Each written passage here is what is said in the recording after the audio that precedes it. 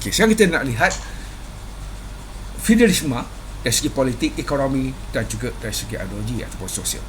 Okay, yang pertama saya nak jelaskan. Okay, dari segi politik, dalam sistem feudalisme dia bertanggungjawab untuk mewujudkan undang-undang. Okay, raja adalah penguasa ataupun mereka yang mengubah undang-undang.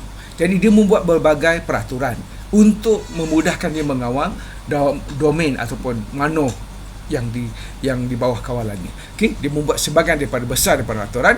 Okay, setelah Rom jatuh, banyak pemimpin tempatan berkumpul untuk membawa kestabilan dan kedamaian. Ini dari segi politik pada waktu itu. Jadi para pemimpin pemerintah wilayah mereka sendiri dan berpecah-pecah pada waktu itu. Sebab itu saya kata pada waktu ini tidak wujudnya satu sistem politik berpusat di England pada waktu itu. Sebab setiap lord itu memerintah dalam domain atau vasal masing-masing. Okay, berdasarkan kepada kuasa politik yang mereka miliki.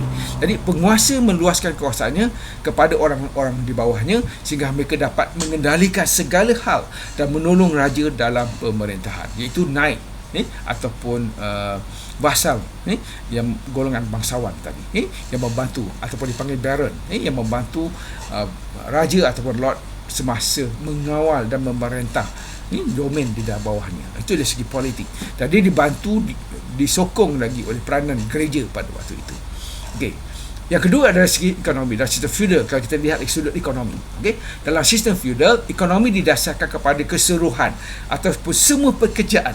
Misalnya macam saya kata tadi, ada peranan dan tanggungjawab lord, ada peranan dan tanggungjawab vasal, ada peranan dan tanggungjawab serf pada waktu itu. Jadi ekonomi akan kukuh dan seiring dengan sistem feudal yang berjalan pada waktu itu.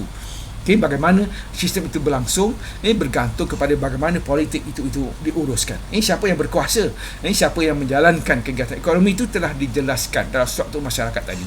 Okay, iaitu serf akan menjalankan aktiviti. Okay, bercucuk tanam dan sebagainya untuk membekalkan makanan kepada vasal dan vasal akan berikan juga kepada raja. Jadi itulah cara hidup mereka pada itu. Jadi ekonomi mereka berlangsung dalam sistem yang dipanggil feudal. Okay, satu lagi adalah segi ideologi. Jadi idea sistem feudal ini adalah bahawa setiap orang mesti melakukan pekerjaan khusus mereka. Jadi masa perang mereka akan jadi tentera. Waktu yang aman mereka akan bercucuk tanam. Dan rakyat sana bergantung, serf bergantung pada vasal, vasal bergantung pada raja dan sebagainya. Okay, sekiranya hanya satu orang yang tidak melakukan tugas mereka, maka sistem itu akan hancur. Sekiranya kesatuan tidak ada, tanah itu tidak akan dilindungi. Oleh itu orang lain mungkin juga tidak akan selamat. Itu konsepnya dari segi ideologi. Jadi dalam sistem feudal itu kesaling bergantungan di antara setiap hierarki ataupun lapisan dalam masyarakat itu sangat diperlukan.